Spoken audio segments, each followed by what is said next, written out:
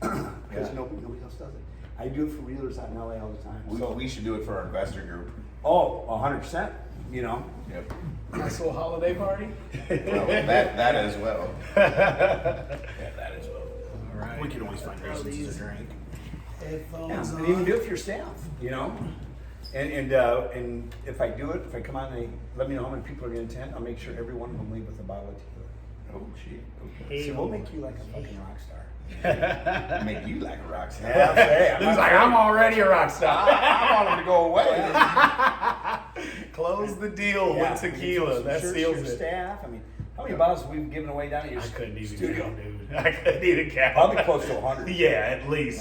Probably drank 50. Yeah. On the spot, too. awesome. Good times with Casa Amor. All right, you guys ready? Yep. Let's roll, man. All right. We are back with another episode of Whiskey and Real Estate. I am just the co-host. They call me Tone. This guy to my right. I'm looking at the camera. Like, is that right, left? Lucas Burrington, owner of Burrington Real Estate, K&K Real Estate, AMT Property Management. And we have a very special guest today. One of my favorite people in the world. I had to connect my favorites. Go ahead and introduce yourself, Bob sir. Porzo, Casa Amor Tequila, and it's such an honor and privilege to be with you, Tone. We've done a few of these now, and I'll tell you, these are just absolute, so much fun, and you guys are going to have a lot of fun getting drunk with us. Oh, yeah. Ladies and gentlemen, Tequila Bob is with us today, and he brought party gifts. What do we have here? What are the 4 different tequilas we have? So I brought our 4 expressions. We have our Blanco, amazing, and all of our tequilas are additive and all natural. We have our Repesado, which is our number 1. We have our Anjejo, which is barrel aged almost 2 years, Repesado a year. And we have our Extra Anjejo, which is our premium Grand Slam barrel aged 5 years. If I didn't tell you that was tequila, you would think you're drinking some of the best bourbon you've ever had. It's true. It's Yeah. true. I already had some, and it was definitely, I felt the bourbon vibe to it. In fact, I called it a bourbon. So, yep. Yeah, it's very true. It is smooth. And you know, us with, you know, what we do here, Tone, is we like to keep our local businesses always on front of page here. And I met Tequila Bob through you at Summer Jam. We talked last episode about Summer Jam. This is one of the connections we make, and this is why we do a lot of the networking we do and the businesses we do is to help build each other up. So yeah, this is another one of our connections we always talk about in our episodes. Yeah, that's part of and a big theme we have is legacy here. And one thing that I want my legacy to be is connecting people, bringing people together that impact each other some way positive, and somehow we increase business and just all have a good time together. So glad to bring you two together. We already gave them a little bit of whiskey because this is Whiskey and Real Estate, but this is the tequila takeover. So we're going to have some fun before we get into all the good fun stuff and the real estate and marketing. How is today's market, Lucas? It's just getting crazier, man. Yeah. From episode to episode, this last 3 weeks, it just gets crazier. So it is. Everyone's getting that back to school rush. Yeah. So people are wanting to get moved before the school year. So we do got a little bit of spike this last week. Mm-hmm. We definitely have a spike on listings this last week, which has been good. I think I'm listing like 11 properties today and tomorrow. So Holy cow. Congrats. Our inventory is going to be huge. So just our brokerage inventory is probably going to be around 30 properties on the market. So when you're comparing that to the bigger brokerages around the area, we probably, team of what, 3 to 5 licenses that are actively going, we'll have as many, if not more, listings than any of the bigger brokerages. So yeah, so it's going to be a crazy week. But with that being said, now they need to sell. Yeah. We don't get paid to list them. We get paid to sell them. So it is now just the step 1's done. We have a full inventory to get us through the fall season. Yeah. So that's right now we're in inventory building season. So when winter hits, we're stockpiled of listings, and so that's where this market's getting right now. We're less than 100 days away from an election, so this market's either going to go pop or it's going to go pop. One of the two. It ain't going to stay here because there's going to be fear or excitement, and we don't know which way it's going to go. But there's not going to be each factor drives the market. Yeah, and there ain't going to be okay, that's cool. Let's just keep moving forward. It's not going to be that type of reaction. It's going to be, oh shit, the world's coming to an end. Yeah. Or all right, we're all going to make some money. Let's go. So I don't think there'll be an in between. So it's very scary what's going on in the next 90 days, man. Well, I got a couple questions for you. I mean, first of all, congratulations on your success. I just love the real estate market. Don't understand it that well, but what, my daughter's starting to get in that area, starting to look a little bit, looking for the pre-qualification, just kind of, in the next year wants to buy some. Do you see the interest rates starting to come down a little bit? I mean, and also, what is kind of the hot price point? Seems like some of the things she's looking at, that 150 to 175 in that area man, they are like gone the same day, multiple bids. Are you still seeing that? So we talked about it changing at all? Before you answer that, I'm gonna grab us around. Yeah. Let's do it. I'm getting deep already. I love it. Am I getting too deep? No, this is what we normally cover on Why it. we're Yeah. here. And usually our first Hey, and one- these weren't even staged questions. This is just Yeah, I They gave never Bob are. no prep. anybody who knows me knows I'm not that smart. That's, And I know a lot of you out there. well, the kicker of it is we film all these episodes and we never prep for them. Like, we don't usually know because we're so busy that we don't even know if we're going to get together that week. And so when we're like, hey man, we got an extra 45 minutes, let's all pop in and let's give an update to all of our investors, our buyers, our sellers, what's going on in the market, and then we can talk about some whiskey, and today we get to talk about some tequila. Tequila. And I want to talk about real estate. Yeah, I love both. yeah. So it is That's fantastic. It is. So let's shoot to what you're about to say because it does get deep here. I love it. And we have this guy right here. I grabbed the first row. First row, yeah, this would be the Reposado again. So our Yeah, this one's round Reposado, two. barrel aged 1 year. Most Reposados are only 3 months. So you get a lot of you're gonna get a lot of the oak, you're gonna get a little some of the flavor. And what we do with those, we use American white oak bourbon barrels. And before we even pour off into them, we roll them in glycerin, and then we char the Reposado barrels for about 10 to 15 seconds, and then scrape the inside of them to bring some of that flavor of the barrels up. We only use our barrels 2 times, where a lot of the mass producers use it 3, but you lose a lot of the flavor from the barrel after the second time. It's a more expensive process, it takes a little more power, but we're just a small batch company trying to rub a couple nickels together and make some delicious tequila. And like I tell people, I got tired of paying for booze, so I invested in a tequila company, so now I can drink for free.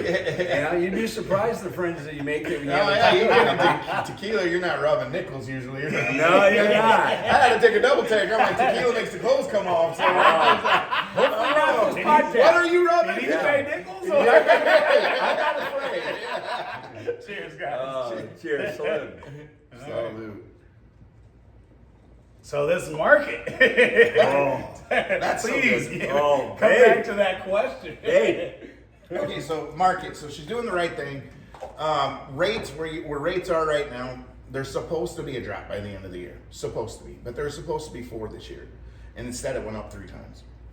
So we had a little fluctuate at the beginning of the year, kind of like let's boom boom boom. So you had like a 0.25 rate reduction at the beginning of the year. Then it went right back up and even above what it was to where we are today. So you're still paying around that 7.5%, depending where you're at. 15 years, you might be able to get to 5.75% to 6% on a 15-year, but 30 years is what 90% of America does today. ARMs are a little more scary right now because ARMs shit 10 years ago. ARM was the way to do it. Oh yeah, if you did an ARM 5 years ago, and at say when we bought one of our rental homes back then, and I think we're at 4.25 on a rental. Yep. If we would have had an ARM then, man, we'd have jumped it up to almost at that time it came due 8%. Thank God we did a conventional. Yes, so We've been screwed. You're We doubled our house payment. and you're seeing a lot of that go on right now. So these banks now are pushing these ARMs out to 10 years instead of 4 years or 5 years, Wow. and just because they were losing so much business as soon as that ARM was maturing, people were walking away from the house. Oh, yeah. or whatever not. But so they're predicting a rate decrease by the end of the year. I don't see it being much. Obviously, we're in an election period, so who knows? If Trump were to win, I mean, the first thing he's running on is he's lowering interest rates. So I would see him get aggressive, cut a lot of that red tape, and put it in the real estate world into a better place. If the other side wins, they're pushing. They want more red tape. So more red tape means higher rates are going to stay where they're at. It's just really hard to tell because rates are where they are because of inflation right now, and there's nothing. Once again, politically, when they get into it, you got one side that wants to print more and more and more money, and you got the other side that's like, hey, let's go make more money. So if they keep printing money, there's no way rates are going to go down because inflation's going to stay up. So until they get inflation under control, rates aren't going to do much. Unfortunately, because it's a scary market for realtors out there these days, and thank God for my continuing business and my customers that I've had over the last 15 years of real estate, because that's how we're surviving right now, is just that our networks and what we're doing. I would strongly advise your daughter to watch these Whiskey and Real Estate, because we walk about through the whole buying process on our first 3-4 episodes. She's watching this one. Yeah, and so we're on Hi, Lauren. we're on season 2 right now. This is episode this is season 3. Season 3. So we're on season 3, episode 2, 4. No, Man. this might be 5. Oh my God, We've been working. We've been busy. We've been consistent. But if you get her in on season 1 and season 2, that we walk everyone through the buying process. We tell, and we got investor alerts on the last one, investor alerts today, things to look out for. But hell, I mean, she's gonna learn everything, the do's and the don'ts, if she watches through the seasons. I was 4 questions away from getting my license, so Oh my God. and I'm gonna retake at some point when we're not as busy. Oh my but God. and never it's hear it. just off of. You guys will take your license, take a real estate license every state. For where you are. Yeah, right. But and that's the point of what we're here for, is just the educational portion of it. I mean, we have a good time. It's a good wind down because we are very busy people and we don't take a lot of time to ourselves. And even this, it's not just to be, all right, let's wind. It's also still to serve a purpose and to help people answer questions like what you have. Well, which nice segue. I got another one. So, As you ask that question, I'll go get another round. hey, I'm not afraid. They're gonna keep that. So I think what I need to do is just my daughter come up and meet with you or one of your staff and just kind of better understand a little bit. But one thing I'm seeing a lot, like I said, it seems like anything under 175, man, it's a bidding war. It's multiple bids. But what I'm seeing a lot of now is, and there again, not understanding real estate. So thank you for having me, because this is really why I wanted to be here. Is when you see back the old traditional way, okay, open house here, multiple off, whatever, put your best offer. But now is a hot trend where, okay, we're taking every bid up till Sunday at noon, and then we pick the best one. I'm starting to see some of that now in some of the houses that we're looking at. So that would be the when we had a spike in the real estate effect. We're not in that market anymore. Where you're going to get a lot of bids now. Iowa City, it is. I mean, we're on the Waterloo board, we're on the Iowa City board, we're on the Cedar Rapids board, so we can sell all those areas, and we sell a lot up in Iowa City too. Iowa City, it's still pretty aggressive up there, Okay. because there's still a shortage of inventory. All 3 boards, it's shortage of inventory. Still the most expensive place to buy a home in the state, isn't it? Down there in Johnson County? Yes. Yes.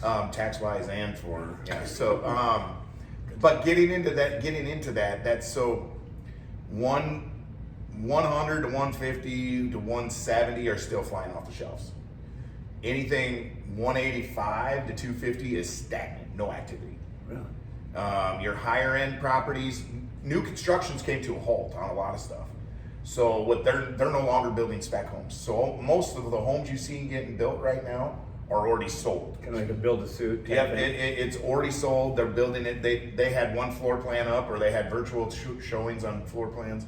Where it used to be, a year ago, you would walk around, you could walk through 5 different floor plans, and they're all spec houses. Mm-hmm. They're not doing it anymore because rates are so high to hold them. The holding cost is outrageous. It needs to sell before we build now. Yeah. So we've talked about it in so many of our episodes. One way to screw an economy is screw with the real estate and the rates. One way to go steadfast into the economy, lower the rates, and watch it go. Yeah. So if you want to stimulate the economy, I mean, that's why the big to-do is right now about real estate and rates when you hear these presidential talks, is because they know what it's going to take to get this energy and real estate. Let's turn on the gas and let's go again. Well, the market was destroyed 10 years ago when they were writing. I mean, anyone could qualify for pretty much any price, and destroyed some banks too. So. Well, in 1995 through 2006, they had subprime lending. Yeah. I was a banker during that time. So I was a banker in 2004 through 2012. So I was coming in right at the end of subprime lending, where your 480 credit score would get you done. It was crazy. And we'd go 135% to the loan to value of your house. So not only were we giving you the money, we were giving you the money. Yeah. 480. Yeah. So when you like see like that Tom Hanks show that he did where they were I can't remember what it was called, like the Big Bang or it was. Oh yeah, I can't remember. I know what you're talking about. But it was talking about all these banks that were doing that, and the Wells Fargo's and the Bank of America's and all that. That's what they were doing. I mean, we would take your car and take it 160% above loan to value, and then pay off your credit cards. I'd cut them up in front of people. 5 months later, they'd be back with more credit cards, and they're like, "Hey, what can you do?" And they brought another car. Right? Hey, how about that one? I mean, it was crazy. So I mean, you want to talk about irresponsible people doing irresponsible things? God, I had friends that just opened up some. I mean, they didn't even qualify. Just opened up and said, "Hey, we'll do it," and they sold to somebody else. Making crazy money. I remember having a Hummer come into the parking lot, and I took that thing up to $110,000 because it was worth 60, and I could go. It was worth 60 20 for it. Yeah. Oh, yeah. They come in and like, "Oh yeah, man, that's got all the bells and whistles and this and this and this," and then hey, you go verify. Hell, it don't. Oh no, it's there. Yeah, You're checking all your right. lights on. Yeah. Man, Put a dashboard lights on it. That way it illuminates better than driving. But that's what they were doing. So in 2000, so Clinton era started that type of lending. Then Bush got put in to clean up, and Bush kind of pushed it forward to keep the stimulating the economy after 9/11. And then you had Obama's like, "What the fuck were you guys doing?" He's holding the bag. Yeah. So he started throwing all the red tape out. He had to. And that was called the Dodd-Frank Act. So in 2011, July 31st of 2011, the Dodd-Frank Act came out roughly, and they started rolling it out quarterly because that was 15,000 pages. Yeah. And so it was quarterly, they'd roll it out, and those were more regulations that you had to do. That's where good faith estimates started coming in, and that's where your disclosures and all the protect the consumer type stuff started coming in. So you couldn't loan all that money on that Hummer, like you said, had all that money. Exactly, that stopped. Yeah. And then 2012 came around, 2012, 2013, they're like, "Oh shit, credit unions, you guys are showing nonprofits on your books, so you do 100% lending."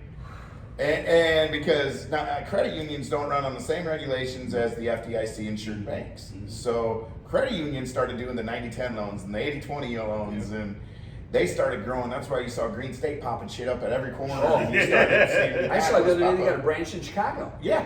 I'm like, what? That's crazy. When at that time it was University of Iowa Credit Union. Yeah. And then they decided to pop one in Ames, which is Iowa State. And now, and so they won't they make you? Yeah, they're like, whoa, you aren't University of Iowa Credit Union, you're in Ames, Iowa. Yeah. And so there was a big to-do about it, and they had to go through and rebrand and change everything because there was a bunch of people that were already fighting that says you were no longer for the University of Iowa Hospitals or the University of Iowa Credit Union. You are a for-profit, not a non-profit. Well, they still show they're a non-profit, these credit unions do. They would print money. Yep. And I have a thing about that because, I mean, I bank at a credit union because I do enjoy the perks. I do Yeah, too. me too. Yeah, but I've got a federal bank, and I got but I don't know if it's $5 in an hour. yeah, I ran small banks, and so when I was running the small banks, and we do $112 million, and our whole loan portfolio was like $112 million, and so we were still paying $125,000 in taxes every year,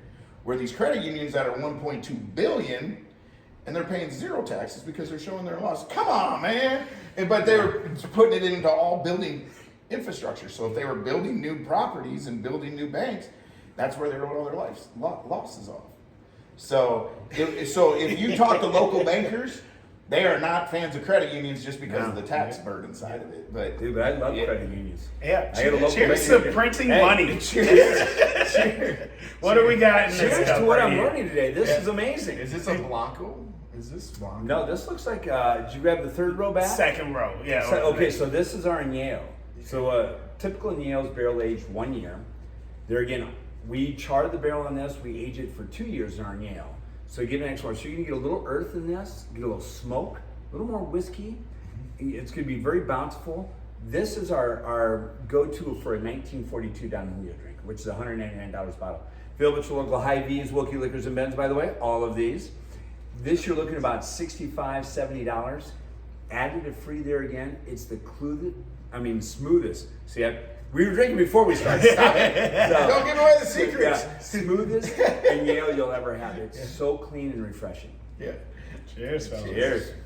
Man, I love this. Oh. Yeah. Yeah. So our tagline is, it doesn't suck. I will agree. Normally, I'm carrying a pineapple back chaser. I might pull out a salt pocket out of my back pocket. Like, hey, you got an extra lime over there. Normally, Hey, I'll throw a little salt on my neck if you need to lick it off my neck. Oh, Lord. It's not that kind of podcast. Once again, we're only rubbing That's nickels. tomorrow? That's tomorrow Yes, one? later tonight. Oh, rubbing nickels. Down in your studio. Yes, yes. Okay, I know. You should see his studio. Hey, if you guys haven't been to his office before, you need to come here. Yeah, At least meet him. I had to take Bob to the Center Point location because it's so comfortable. We haven't been back here we haven't done a podcast here in some months now. Yeah, probably a season almost. Yeah. So this is the first episode of this season back in the Center Point, and this place is just so cozy, so comfortable. You literally Lucas's feel like little you're getaway. in Yep, this is where we private do. reserve area. This place is absolutely gorgeous. You've done an amazing job here. Well, Well, it's yes. super easy to find too. I mean, God, right? Well, Don't it is. listen to the GPS. Yeah, But don't do that. Just go to the next block past Youngie Ford, and you'll see it right on this little strip mall. You got to come in and see this place. It is absolutely amazing. It is. It's beautiful. So Alyssa and Chad Gardner did a lot of the design of this, so I got to give them the shouts out on this. And they were longtime realtors, actually owned the real estate company of Better Homes and Garden in here before we were. We came in and bought that out. And we did a little bit of our own design in here, but the majority of what they've done was kind of their footprint. And man, they made it beautiful for clients to come in and our bigger customers. A lot of our investors, I'll have investor meetings up here. So this is good for them to have this, because when we get 25 to 30 investors in there, money starts flowing a little better when you get the liquor involved with it. And the ideas and the creative financing things we do when we get rolling, I mean, man. We're one step above subprime, it sounds like. Lord. Hey, creative. I'll be telling you, a lot of our investors, and this is funny you said this, because I was talking, God, where was I? Where was I this morning? I had to go to the Benton County Board of Directors for zoning this morning for a property for a new development, and then I had to go from there. I went to our marketing guy, and he was asking about the real estate market, and then I was talking to an investor that owns the local gas station here in town, and he owns some other properties, and he has some storage sheds, and he's like, what's going on? I'm like, 5 years from now, and quote me on this, 5 years from now, we will not see investors use banks. And the reason is because this is Chuck. We talk about Chuck every episode. Yeah. Investors are getting so creative that, those 4% rates that you were talking about, where they'll come in and pay a premium and say, hey, I'll take over your loan. I'm going to pay you. Your house might be worth $250,000. I'm going to pay you $275,000, and I want to assume your loan, and I'm going to give you $100K cash. Wow. No bank. Exactly. No bank ever got involved in the Here's transaction. the keys. Yeah, but Normally, let me talk to my wife. Oh, she'll understand. They have an hour to pack. Yeah. Well, and that's the crazy thing is, so these investors are getting so creative out there, and there's huge groups that are having these. I mean, Grant Cardone and all them they're pushing this. They're pushing this creative financing. And I've been in this business a long time, and I was a banker, and then I've been working with investors, and then I've been through my whole real estate career. I've seen creative things get put together, but never like I've seen this last 6 months. When rates got high and people didn't want to go out and get those 6 and 7% and 8% rates for commercial, they're like, okay, I will take over your 4% rate that you got. I'll pay you premium on the backside, and I'll give you a ship out of cash just to get that 4% rate on the. So prime example, I'm doing a $4 million loan, roughly $3.9 million, 77 plex. And it's not with me. No. So, I have investors out of California. I got another one out of New York and another one out of Ottumwa, Iowa. They're all teaming up together.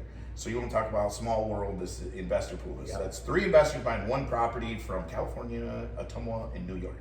Actually, the guy that lives in New York lives right next to Sean Hannity, where he just sold his house, and Billy Joel, and so on and so forth. So they're coming in and they're taking over the current loan that they have, that this investor that's selling it has at Green State for $2.7 million at 3.25% rate. So they're getting a 3 This is and a an quarter amazing rate. right, for 2.7 million. Yeah. And so they're taking over that loan and giving him almost $1 million in cash, or they'll give him $500,000 in cash, and then he'll finance the remaining that's left. Bank was never involved. Damn. They'll finance with them directly. Yeah. And what rate would they give them compared to what he had? Probably like a 5 or 6% rate on what's left, but they're getting that 3.25% rate that they currently had when they originally Yeah. bought it. And they're getting what do they normally say, +1 or 1% on the back end Yep. for them internally. Yeah, so it's just a great. good deal all the way Oh, it's a around. great deal. We Because did they're it. getting the tax write-offs, they're getting everything else, but they're also getting the money on the back end. Yeah, so we just did it. Wow, Chuck and that's I did a amazing. deal on 7 condos in Iowa City. Guys came in, bought them all at once. No bank involved. He took over the bank loan that they currently had on the existing mortgages they had, took over their existing rates at like 4%. Gave the guy $100K, so basically he paid off 2 of the condos, gave him $100K. Here's your cash, and carry this remaining back for $300 a month on the other ones. And the guy's like, all right, no liability. That's the only And if answer. the guy defaults, he gets them all. What's the worst case? I got $100K cash and I get all these properties back. Okay, let's do it again. And he's getting a little over prime, so he's getting all that Yeah. money back. And actually, it's not a bad deal for the homeowner because now he writes all that. He gets more to write off on his Yeah. taxes as well. And So the that's liability's what's gone because on a contract, when you buy on contract, the liability goes to the contract holder. 100%. So the contractee, the one that's creating the contract, the risk he has is if they walk away. But if they're giving you $100K cash, I'm hoping that guy walks away because I keep it. Exactly. I'm like, basically really? bought- You got a bad basically month bought coming for up, let me know. I bought it for $100K is the way he looks at Right. it. And now he gets that and he gets the write-off. And Yep. And he just paid off 2 of his properties free and clear. So if the guy walks away, he's got 2 and free and clear properties. He can lend on both of those and go buy 5 more. You know, and it's funny you're seeing it because I spend a lot of time out in LA. So I'm seeing a lot of similarities in this in LA where these big groups are getting, these venture capitalists are getting together, forming, those groups, and they're going in there and doing some of this. I'm hearing some of that. I obviously not astute to it like you are, but it's crazy. So Everything I learned in real estate the last 15 years is great. Phenomenal. I've seen the do's and the don'ts and whatnot, but everything I'm learning this last 6 to 8 months is unreal. yeah. Like it is so new. Like I am relearning how to look at real estate from an investor standpoint. I'm calling my other investors like, man, we're missing the boat on this. Because they could be getting so many more doors. And, I mean, banks are hating me for this podcast right now because I'm You're giving out the sauce. Hey man, you fix your rates if you want this stuff to go away. I mean, it's very simple. Yeah. Well, and here's a great thing about this podcast. I'll say to him as well is I'm learning so much. So I'm kind of even got a little goosebumps. Yeah, me Look too. at that. I was like, You know, damn, but I'm cooking. for some of those people that may not have the opportunity to go to a traditional bank, this is an amazing option. Yep. Because they're coming in and these people are coming in and you're basically paying them. You might be able to have that 480 credit score. Yeah. You know? Cash speaks. Yeah. It does. If you got a Hummer, if you got a Hummer. Yeah. You come in with $100K, I'm Overvalued listening. Hummer. I'm listening. I might buy it for you and then give it back to you with $100K down. And it is because like going back to that anything from that 100 to 175,000, these investors, and I got one friend that's buying up everyone he can. So these guys are leveraging their other properties to keep buying these homes. Yep. And they're not afraid to drive the price up, which is hurting some of the first time home buyers, or even maybe someone who wants that second time, because at that point they're getting another one in their portfolio. Great. They're getting another write-off, and they're renting it out anyway for ridiculous amount. I mean, that's one thing I've seen go through the roof now too is rent. Oh. My God. Oh, we It's keep talking about it. Imagine, I'll grab this next round. Oh, Let's man, talk we about keep rent. talking about it. AMMT My property. daughter, I love you, Lauren, moved back home because she couldn't afford to rent anymore, so we welcomed her back in. But yeah, I mean, for just like a little tiny 1 bedroom with 1 bathroom, you're talking for decent, not great, decent. You're looking, $900 to $1,100 a month plus utilities.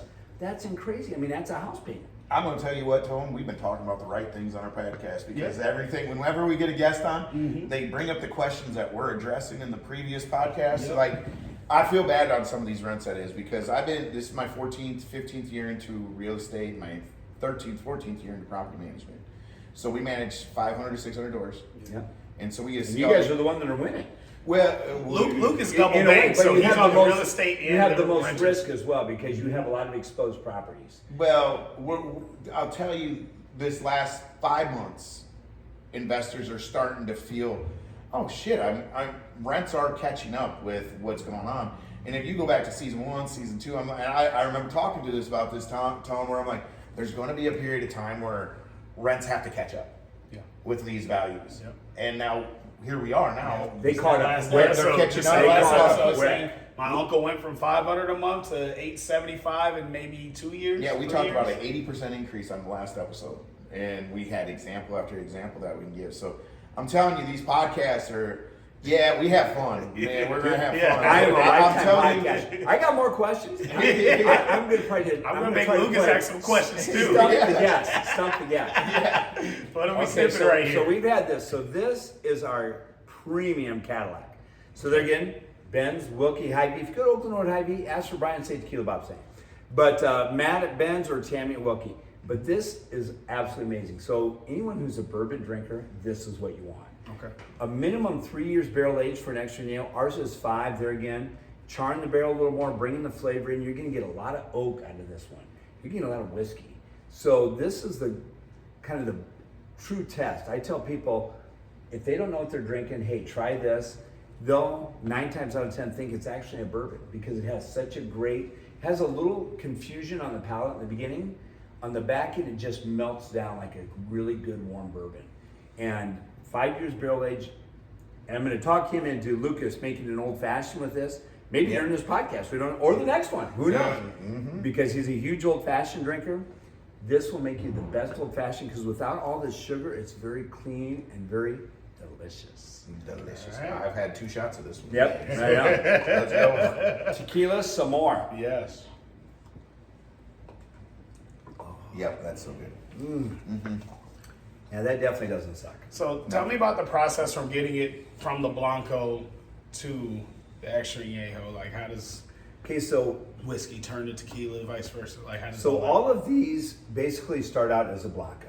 Mhm. So what I tell is our Blanco, one of the things we do a lot different is before we even cork any of these, we let it breathe for about 3 weeks. So almost like a fine wine. So every time you open it up and pull it back, it's going to kind of reinvigorate some of the flavor of it.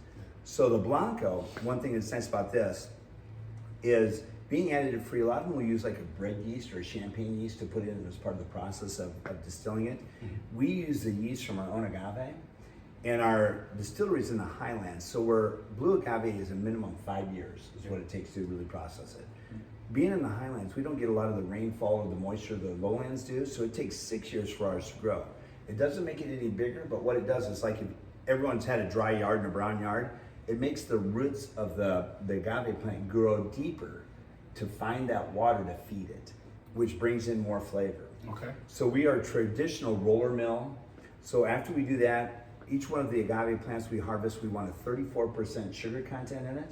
So we're very, very particular on that because what that does, it gives us the maximum yield out of that plant. And a great trivia question as I go on here. So each agave is about 40 to 45 kilos, which is about 100 pounds. Out of that 100 pounds, how many pounds of that one agave plant does it take to make 1 750 milliliter of tequila? 6 ounces. 6 ounces? What the hell was that? Okay. I will give you another guess. It is in the pounds. So, out of a 100-pound agave plant, how many pounds does it take to make one bottle? I'm just thinking I had 12 ounces probably now of this tequila stuff, and it's probably enough to make it glow. No. Give me the So it takes 11 pounds on average to make one bottle of tequila. Holy shit. 750, which is crazy. And then, so what we do is after and I like to tell, So you get 6 bottles per plant, basically. yes, well, 6 to 9, Yep. you know. And so what we do is the Blanco comes, we like to say, straight from the nipple right into the bottle. Because there's no aging process. Nipple. Not rubbing nickels. Straight from the nipple. Got Right, it. yeah, not nickel, nipple. Yeah, right into the bottle. So now when we go and we buy all of our barrels through Jack Daniels. So we use American White Oak Jack Daniel bourbon barrels. And then they're getting aged 3 months on average, ours is 9. 1 year on average, ours is 2. 3 years on average, ours is 18. So 18. well, excuse me, 5 years. Okay. So one thing that's kind of cool, so when you pour it off into the barrel, and I've been to our distillery many times, is the CRT controls tequila in Jalisco, Mexico is the only place in the world that can be made. So it's all regulated, everything else, you have to have the code. So when we pour off our Repesado, our Añejo, and Extra Añejo, the CRT, which is the government, they come over and they put a big green tape across it and they date it. And that seal cannot be broken until you pour in there. So what we'll do is about every 3 months, we'll go in there, we'll pull out a gallon at a time and try to make sure that all of it's kind of on equal par, that lot. We'll move the barrels around because some get more heat than others, so we try to rotate the barrels as we do it. But at any time we take out more than 3 gallons at one time, and we have to add stuff to bring it up to the others, the aging process starts over. So the CRT has to come and cut the seal. They put a whole new seal, redate it, and now the aging process starts again.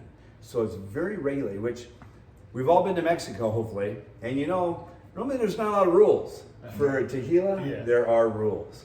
And so the 2 other families that are involved with our family have both been in the tequila business for over 170 years. Nice. So it's amazing. So these are their true formulas. And I mean, I couldn't be any more blessed to be involved with them. And hey, to be with you guys drinking tequila. No, Some more. The way things are going, we're gonna have these in our backyard. Yeah. We got 7 million that came over the border. This last 12 months, we're gonna have our own distilleries. We may fill up the spa that's off the camera left here. You see, fill the Blanco. Yeah, you see all these breweries that are popping up in Iowa. I mean, we're gonna see dispensaries and whatnot popping up with this stuff. So it's really good. We just Guave grows in Iowa now. No, it's totally And one thing that is kind of fun is we signed deals. We're only in about 18 states now, so we're really a truly small batch company, growing like crazy. But we're networked in the right places. We had a company that we're working with now, which is a major brand, because tequila spritzers are all the rage right now. You go into the Casey's, the Come and Goes, the Quick Stars, all those. You know, those tequila spritzers are wonderful, and people love those they call RTDs, ready to drinks. So we just signed a huge deal with a ready to drink company to use our Blanco in their new tequila spritzer. That's awesome. So that is going to be, and they're starting out with 8,000 liters, which is, we're shipping it to them in totes, which each tote's about 273 gallons. So we're shipping them 8 totes of that to start, and they're like, we're going to probably want 4 to 5 totes a month. Until we get rolling, and we're gonna get going. So you worry about paper companies cutting down trees. You got to worry about you guys taking all the guave out. Absolutely. Hey, that's why we have 750 acres. Right? So, which is a great question too, because sometimes I like to tell people, no training wheels are required for this tequila. So when you really try it, like in our Blanco, you get a little bite of a silver like you normally would, but then just a great finish, and that's due to all of our agave being in the highlands. So it's grown in volcanic ash, so it's very bountiful, very floral, very good. So some of those tequilas, and I'll even go to, Don Julio's, and some of those are great tequilas and amazing marketing, Casa Amor's and some of those. And what they'll do is they'll blend the highland tequila agave with the lowland, because the lowlands, so if you have tequilas like even I'll say Patron, I'll throw them out there, burns, you'll feel that burn on the back end, like a cheap whiskey. Yep. And the reason why is because all their agave is grown in the lowlands, which is all very agricultural, so all of that agave is very peppery. Right. So you're getting all that pepper. So some of these Julio's Amigos, they're adding vanilla, they're adding chocolate, a little anise, a little cinnamon, to kind of remove some of that inert burn, because the agave in the lowlands is a lot cheaper than the agave in the highlands. And ours is all landlocked, so there's never any roads or anything around any of our agave plants, so you never get any of the carbon dioxide from some of the factories and stuff, so we're very protective of our 750 acres. And every little bit makes a difference. So, with that being said, I gotta get some cups. Let's have this Blanco. Hey, go grab them. But man, I'll tell you what. These, are they? The real estate I'm learning today. Oh, look, man, they are ready to go. You got them ready to go. Boy, exit stage right, down the hatch. Blanco good. is Thanks my for having favorite. me. Yes, It is. And thanks for being here. It doesn't suck. Yeah. It doesn't suck. Salute. It's so weird to have a Blanco that, again, doesn't have that extra bite, spice to it. Right. Doesn't, like, someone comes, yeah, I bought a Surround Patron. It's like, oh, but we're going to do it. But, Absolutely. like, you're not looking forward to it, but, it's whatever. I'm looking forward to that. If ever it's Casa Amor Blanco, yeah, sign me up. Oh. Bring them to me all day. I'm absolutely telling you, and that's the great thing. Like I told you, it has a little bite in the beginning. Yeah. But the back palate's amazing. How'd it feel? So I'm not a big drinker. So this stuff's all, now back in the day I could get down. Now I was the biggest, I'm a giver, as you all know. So I'm like always buying my girl a drink and blah, blah, blah, blah, blah. Or, the friends and friends drink. So it's one of those, when I order tequila, I'm ordering it chilled. I'm ordering it with a pineapple backer, and it's like a margarita in your mouth when you take it. Fantastic. Chill them both. Great way to do it. Great way Chill to them do both. it. But Yeah. I'm telling you, I would never do a tequila shot without it being chilled or with a backer. Yeah. So I can honestly say in my 43 years of life that this is the first time I've sat down and took multiple shots of tequila. Yeah. And I'm Multiple. and it's warm. Yep. And it's not chilled by no means at all. And there's no backers. I'm He not. said, "I need a lime, some salt, none of that." Before this episode started, I was like, "Man, do I need to run across the street, grab some he pineapple was. juice?" He said he was going to go grab some. I'm like, Yeah. hey, Nope, try it. No, try it. and Tony and I, no training wheels required. I've had some of my most productive days. There was a time where we went through 4 of these bottles during the podcast. We went like 3 hours. Yes, we won't do did. that today. And but wrote a I was song. still productive. I woke up the next day, no hangover. Like, this isn't just like marketing. This is legit experiences. Like, this is crazy. Yeah, it's legit. So I have to give the reference back, being this is whiskey and real estate, that this is like my Woodford. Yeah. This is my Woodford of the tequila store. You also enjoy Yeah. Woodford. I love what we talked about. Yeah. So Woodford is my go-to. Woodford and Cedar Ridge and the Templeton, straight from the Templeton factory. Yeah. You cannot burn a drink. And this, you cannot burn a drink. No. And so those are things that you don't need an ice packer, you don't need anything. It is strictly just go. And I would put this right in those categories if I was going to sit down and be like, oh man, this is legit. So Tequila Bob is fantastic. But I don't know if you guys caught something through this whole episode. Tequila Bob also has a rental property. How many rental properties do you got, Tequila Bob, that I need to know about? I can't. 1, 2, 3, a few. We own a home down in South Beach, Miami. Hey. So Bob is a rock star. I was gonna get to a point. I was gonna let him ask his questions. Yeah. But I was gonna feed you Oh, some man, questions. I know where Good you're realtor, going with listen. this. And I'll be listening. I'm like, He mentioned spending some time in LA. Ask him Yeah. about maybe some television or movie appearances Bob might make. I mean, I'm just asking. I want to know about the real estate world. Hey, Yeah. I've joined your world, and I'll be a dedicated pusher of your world because this is Oh, yeah. fantastic. Hey. So tell me about your And I real will, estate. and I will, and I'll go back and I will say Woodford, but I'll tell you, you mentioned a couple of flavors of Cedar Ridge. Mm-hmm. Oh my God, Cedar Ridge has some of the most amazing custom blends They do. of their whiskey. Oh, So their bourbon, their straight whiskey bourbon is my favorite, and then they have a Slipknot. The Slipknot. Slipknot 99. Number 9. Number nine. We've Yes, had it I on love that. here a couple times. Yeah. There's also Slipknot Reserve that I Oh. absolutely love. So once again, shout out to our local Oh my God. breweries.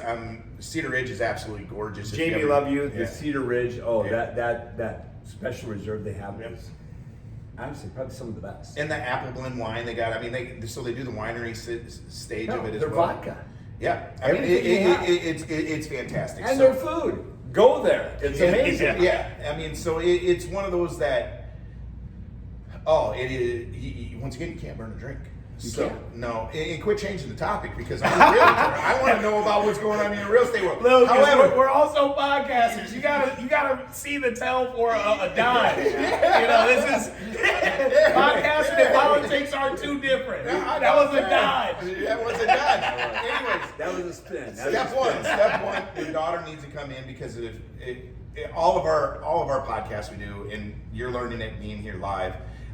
We educate. We want to educate everyone out there in the process. And your daughter ever uses me as a realtor or never uses me as a realtor, she will leave our presence knowing the process. Well, I can tell you'll be a resource. Yes, and And even if she she doesn't has buy no loyalty to anybody. She doesn't know anybody. So the way I look at it, if I'm helping her, which I'll probably have to do, you're my man. Well, Hey, I appreciate that. We're not out chasing the commission check. We're literally I know. wanting to educate people because that commission check will come back tenfold if I just worry about taking care of it. It's about the experience. Yep. And about the education, like you Yep, said. yep. And they may not be ready now, but they're getting education, so they know Yep. what to look for, they know what to understand, they know the questions to ask because they're Yep. walking through these open houses to come back to you. Yep, And and- that's why that's what my daughter needs. And learning the ins and outs of the pre-approval process is huge. Because if she's coming in and she's a 700 credit score or she's a 620 credit score, those are two different banks that I'm sending them in the directions because they do two different things. So there's some people that will throw a red carpet down for a 720 credit score, and 90% of them will turn down a 620 credit score. But I do have bankers that are 580 or higher that'll do 100% financing, take care of you, do the same thing. I just need to know how to educate and guide. And it's every person is so different. So the ones that sit there and say, my friend did this, you don't know that situation that they were in. Everybody's situation is different. So- and that's it. Yeah. You know. And so getting the whole sit down, and a lot of realtors these days don't understand. And like I train these realtors coming from other brokerages that are coming in my brokerage, and I'm just like, when did you have your sit down meeting with them? Why would I do that? I can do everything over the phone and text message and blah, blah, blah. I'm like, do you know their whole situation? Do you know exactly what's going on? So that is slowing down the process and just getting them in the right steps. It also speeds up the process of house shopping. Yep. If you do the work up front, house shopping's easy. That's the fun part. That's where you can truly enjoy the house shopping part because we've already taken care of the bullshit. We know you need this. We know you're pre-approved through here. We know this is the right step. This is what the bank's going to be looking for when we write this offer. So let's just enjoy the house shopping process. Well, and I'm going to take it one step further, and I think what she would really get out of you is not only being a person here that is educated, and you already have relationships with certain mortgage officers, Yep. which help because you have a history with them, as opposed to a lot of these people that are like I said, doing that online rocket mortgage, all that stuff. You know, You lose the personal touch. You do. I need the personal touch because if there's a problem or she has a friend to refer, you want to refer to you, or if there's a situation that comes up that she may not be aware of, you know what to look for as opposed to just going in there. And that's a huge advantage. And that's why I'm all about local. Well, and I got a 16-year-old and a 14-year-old, and I Feel want like them when they go through that process to understand the process, which we had them on a podcast. They can teach you the whole process too, Yeah. because they go to They work sell with your me. house. So they understand it. But I would want someone to treat my daughter that way. Yeah. Or I'd want someone, my daughter's son, wherever it would be. I want them to not be chasing that check and just Yeah. educating. Yeah. Well, and some of these online finance companies, they aren't sending someone out to walk you through a home. Hell no. So you're going through a realtor and then you're going them online. I mean, don't do it. I Yep. mean, Yeah. Yeah. Do it. Go to the experts. Go to the absolutely, experts. it's a huge difference. Yep. You know. And I think something else that we touch on this podcast is community. So Yep. the educational piece of what we do, not only with this podcast, but even outside of this and connecting to people is not only just the right thing to do, it's important, but people should also look at it as it could just be an investment. Like, yes, they may not buy from you directly, Lucas, but your education might get them to be an agent someday. And maybe they work for your brokerage, or maybe they partner with one of your agents in the future. Like, Right. as long as we're investing and putting out the right information and educating everyone the right way, we all thrive from it. So Yep. that's one thing we'll never do is withhold information or, I'm gonna keep that secret to myself. Right. Let it be out there. Let it Let's be out learn there. how to do You the know, right and thing one the right thing way. you did mention is maybe they may have a relative, but he happened to be in their time. Exactly. So the next person they talk to, they'll Yep. say, "Hey, go to this Right. person." Yep. Lucas Since was episode amazing. 1, Lucas is Lucas saying in his- we in don't his chase a entire check. team, Like, it was we're amazing. chasing- the Give them guys a call. that chase the I had commission. to buy one because They're it was out of my the field now. hands. Yep. But I would much rather have worked with him, and that's what it's Yeah. about. It's about building relationships and trust. Yep. Yep. You know. So what? Obviously, we know how I got into the real estate Oh, I field. see We it's talked been about. coming. How did you get into the tequila field? Man, you know what? I'm still not letting you die in your real estate. No. It's so It's, bad. I almost feel like I'm carrying this forward for one of my close friends. Like we Yeah. talked about it one time. So I have a friend that lives out in Calabasas, California, who lives next door to a family-owned tequila company that sold out about almost 12 years ago now for ridiculous billions of dollars. Kept the formula. Got to know him over the past years, and he was looking to start up a tequila company again. And his non-compete ended up. He's like, okay, I'm gonna roll out, and he was looking for seed money. Well, the seed money he was looking for is way over my head, but my buddy has it. So he brought it in, gave him some seed money, and then within a year, a big Ducati rider out in California got hit by a car that killed him. Never married, no children. I got to know the owner of the tequila company really well, and he at that point said, worked with his mother, who Sue, I love you, and gave all the shares to me. And so I worked with them and said, what do you want me to do? And they said, well, we heard you're one of the best sales guys we ever met. I don't know how to sell. Fact. Absolutely. Well, thank you. Yes. It's good. When you don't know that you're being sold, that's when they're the best. Yep. I can't bullshit a bullshit. We're all three salesmen for sure. Absolutely. And so I met with him. We had another investor that handles all the corporate legal side of it, and I just fly around the country and drink, and which doesn't suck. I think I found our retirement. And Eco lives at my day job. I love working with Steve Schreiber. That's my day job when I'm not doing this. So thank you, Steve. But and a great bug soother beer. If you haven't tried it, Lionsbridge. And give them a little shout out, a little prop. Yeah, I love it. So literally, I go around, I do tasting events, and I feel like not only am I doing something good for our family, but I feel like I'm carrying on his legacy. I feel I owe that to him. Yep. And so I'm not going to get as emotional like I did that one time. I started crying on the last You're podcast. getting me right now. It's okay. But this is for truly one of my best friends, Alan, and I've known my entire life, and I want to carry on something good for him and his family and my family, and I absolutely love it. I'm truly blessed. Yeah. And going into the LA thing now, so the rock star and kind of switching over into real estate. Yep. So our Extra Anjejo by the Altman Brothers, if you've ever seen $1 Million Listing, discovered our Extra Anjejo. Yep. So Matt and Josh were sending me some, probably 3 years ago, I was getting all these random emails. I get a lot of random emails that said, hey, would you do this, or would you come for here? Long story short, asked me to come out and do a tasting in Beverly Hills. I'm like, whatever, okay, scam. And next thing you know, here comes an email in from Josh Altman directly to me and said, I need you here next Tuesday. And I'm like, what? And so then I'm starting to read the email thread how they were coming in incognito through kind of assistance. Yeah. And then all of a sudden he goes, get this guy out here, let's see what he knows. And he goes, quote unquote, and I told you this, what's a hillbilly from Iowa know about tequila? Quote unquote, still, and my nickname out in Hollywood now is the Hillbilly. Or Tequila Bob. Yeah. I love it. Hey, just don't call me late for dinner. So I did a couple of $1 Million Listings Bravo events for brokers open houses for him. Gotcha. Went over huge. He calls me once a month for I got another $20 million, $30 million property. We come out and do it. I just don't have the time anymore. Sorry, Josh. And I know you're watching this show because this is amazing. You could learn a lot from this guy. So, hey, I'll team up all day. I've watched all your episodes. And you are amazing. Yes. I love you guys, Yes. all of you. Jacqueline, you're amazing. Thank you for having me come out all the time you do. But so we did that. So we show up, and before we even did the event, he wants me to do a private event for all of his friends. So I do a private event for all of his friends. He comes in, we do this.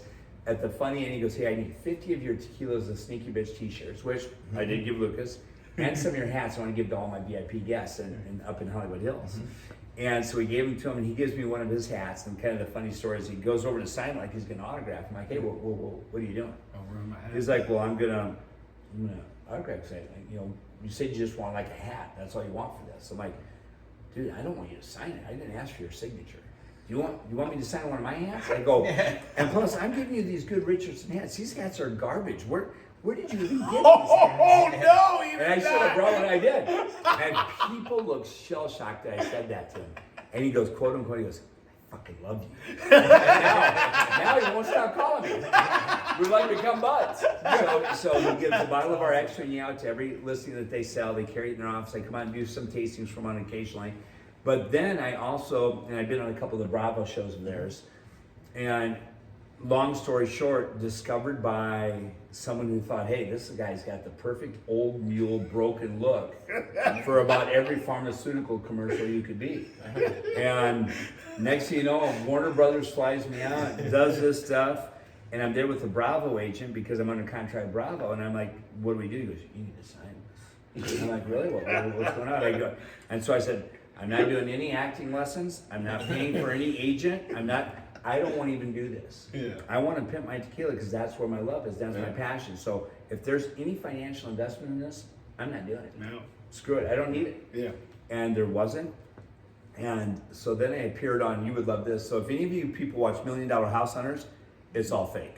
So I hate to say it. I'm going to send Josh the episode. I think you've seen the episode. Yeah, yeah. So I had a TV wife. We had a $7 million budget in Hollywood Hills. We were a blended family. We were moving from Manhattan Beach back there, which I've never lived in Manhattan Beach. So You're breaking Lucas's heart right now. I know. I'm sorry, but I'm coming clean, man. I'm coming clean. Tell the truth on it. So we're doing this. So I'm out there and I'm walking through my TV wife. You know what? I'll send you the link. Post it on your deal. And sure. His heart broke. And here's the best thing about it is I just did an ESPN commercial the night before. I had to be back in New York because I was on Succession. So if you watch Succession, I'm in the last season of Succession and Yellowstone. And Lucas, pick. You got to pick one. Which was And, your favorite of the four? I'm a bourbon guy, so this is probably my favorite. All right. This is a Bug Soother from Bug Lionbridge. Soother beer. Yeah, Lionbridge. show that. Cedar Rapids, Iowa. Cedar Rapids, Iowa. Yeah. Thank you, Street Schreiber. Yes. Tuesday started the right way. Absolutely. Is there a wrong way to start a Tuesday? Yeah. We have some busy Tuesdays. Ooh. How's the Bug Soother? That doesn't That's taste fantastic. Are you soothing? I got one. Crack it open. All right. So anyway, so we did that show. So then I get a call like at 9:00 at night, and HGTV calls me and says, "Hey, what are you doing tomorrow?" I'm like, "Well, I'm trying to fly back to New York. I gotta be on set of Succession." And they said, "Well, we need you to do one of our episodes." I'm like, "Wait, you don't use real people?" They go, "No, it's all actors." I'm like, "Well." They go, "We'll pay your scale. We've already worked out with your agent. It's up to you, and we'll fly you back to New York." And I'm like, "Oh, I don't know." They go, I guess I'll do it." And they said, "Okay, we're going to send you the script. It's kind of unscripted a little bit. We're going to send you the homes that we're going through that are actually for sale, and then we're going to, at that time, you guys are going to pick the home, and we're going to put you with a TV wife." At least the homes are actually for sale. the actual homes are actually for sale, Help you a little bit. which was nice. He's And hurt. so our budget is $7 million. So I show up the next day, and I just finished shooting an ESPN commercial with Dan Patrick. Oh my God, it was so much fun, and just got crazy. Yeah. And so had a little drink that night. Yeah. Knowing I'm flying out the next day, so I show up to the set the next day. They're like, "Okay, you ready?" You go, "Bring your clothes." So I bring mine. And they're like, "Okay, so did you look at the script?" I'm like, "No, I really didn't have time." They go, "Did you at least look at the homes?" I go, "No." And they go, "So did you at least call your wife and get your story down?" I'm like, "Is she here yet?" Oh! We can The do that. How director much looks time do right we back and shoot? goes, "You fucked this up and you'll never work again." I'm like, I didn't want to do it now. Why am I here? This ain't real. Like, let me step in. I go. I would have picked you up and brought you back home and took you. Hey, excuse my language, but screw that.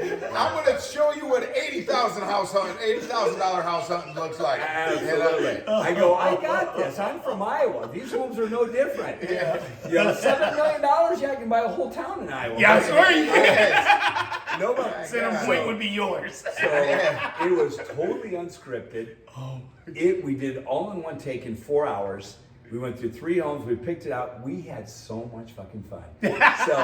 So they were looking at the pool and like, "What do you think of that pool?" I'm like, "Man, that is a great pool." I go, "I got a birthday suit that'll look great in that pool." We started looking about skinny dipping, and we started and we got into one house that had it held 50 bottles of wine. They go, "Man, it holds 50 bottles of wine." So the TV hostess, Vivian, who you're amazing, said, she goes, "So what do you think of that?" And they're being very professional, trying to lead us through it. You guys have all seen that show. Yeah. I'm like, "That looks like a good weekend." 50 bottles. A weekend. So they actually had to calm me down a little bit because they said you were going too off script and being too much fun. And we had so then I've done 3 or 4 shows since then. I've done Judge Mathis. So that guy was wrong. You definitely Judge Mathis. I just did a Judge Mathis episode, and I think it's season 9, episode 5. I think it just came out a few weeks ago. I play Kyle Miller. I'm Kyle Miller, and it's called Bingo No Go. So, and I lost. I was supposed to win, but he called me a creeper. So you know, might have been true. That's a little bit of it. But, and his son is the bailiff, if you didn't know that. But, and then he drank our tequila in our trailer with him because that was one of my favorites. And Succession, Yellowstone. I just finished a Samuel Jackson movie. I'm doing a sitcom for NBC now. So, and honestly, so all of it is related to my tequila. And I hate to say this, Josh Altman, but I owe a lot of it to you because of the tequila and the Broker's Open House I've done. You've discussed. I know you still want your 10%, but you're not getting it. You get free tequila. There you go. That's 10%.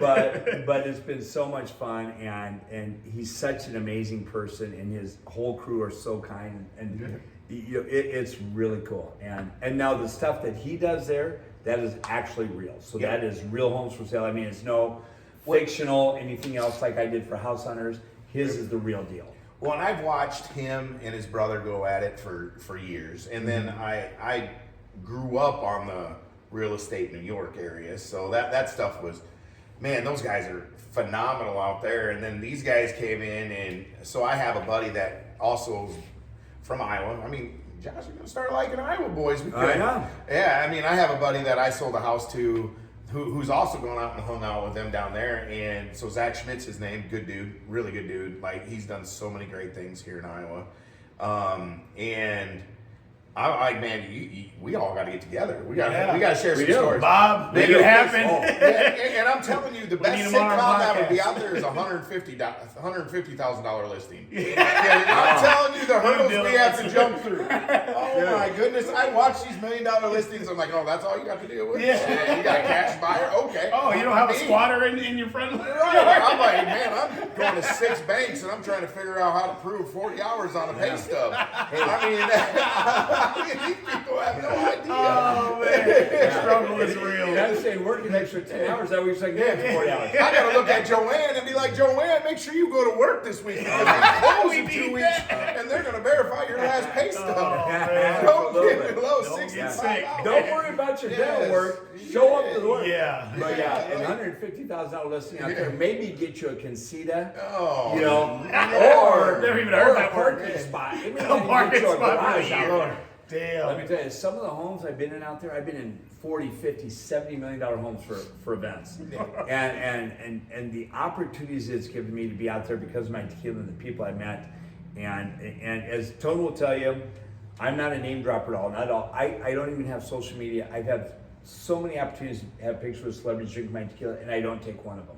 There's no pictures of celebrities in my tequila, and I don't want that. I don't want to be that guy. Yeah. You know what I mean? Yeah. I love what they do. I want to try to grow it organically. We've had so many celebrities say, hey, let us endorse your tequila.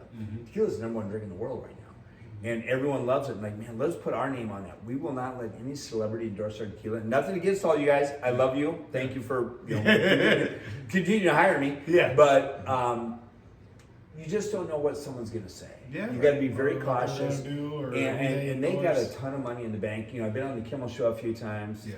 And you just don't know. And all of a sudden you have these groups that I agree with a lot of them, and some are out there. But all of a sudden you say, oh my God, the guy drinks Casa Amor. Next thing you know, they want to boycott Casa Amor strictly because he's drinking a glass of ours and holding a bottle up that we didn't even know about. Right. So you just got to be hypersensitive because they have more money than they know what to do with. A lot of them. I don't. Yeah, I don't even Call it know. what it is. Hey, whiskey and real estate. I'm working needs 5 sponsorship, jobs, so- man. You didn't know I'm cleaning his office when we're done just to be on this podcast. Hey, don't don't laugh. I'm cleaning 3 apartments Yeah, tonight. he will do it. And I will be do it. touch up paint, and I'll be doing it all, making sure these things are ready for listings. I'm moving couches. You know what, though? This is the podcast that I love to do. These are real, they're fun. Yeah. You know, it's unscripted, it's truthful. Yep. And, dude, thank you both. You I guys think are that's a both good way to amazing. wrap this. It I is a know great you guys way. got I places appreciate to it. be Yeah, I and got- people to see. Hey, I'm gonna do one other thing. Yeah. Anyone that goes out and buys a bottle of my tequila at a Ben's, Wilkie, the Hy-Vees or whatever, and you don't like it, you contact me directly. I'm gonna give you my cell number right now. And nobody. This is where I cut the episode. No, man. You call me if you don't like it. You call 319-360-5740. That's my direct number. You don't like it, I will give you a bottle of tequila or give you your money back. I mean, it's That's what how I good want it people is. to try. That's how good it is. Yeah. I dare you. Call me first, Yeah. and then like, oh, hold on, how did you drink it? Yeah. They'll say, was that guy slammered when he did the show? Yeah. Nobody What else gets- did you drink? Nobody gets out there selling it. You know? That's awesome. And then you call Lucas. and you gotta buy a deliver house. bottle to your new property. There Yes. you go. There There we you go. go. God bless you guys. God bless you. man. Tequila and real estate. That was awesome. Oh, that really doesn't suck. That's good.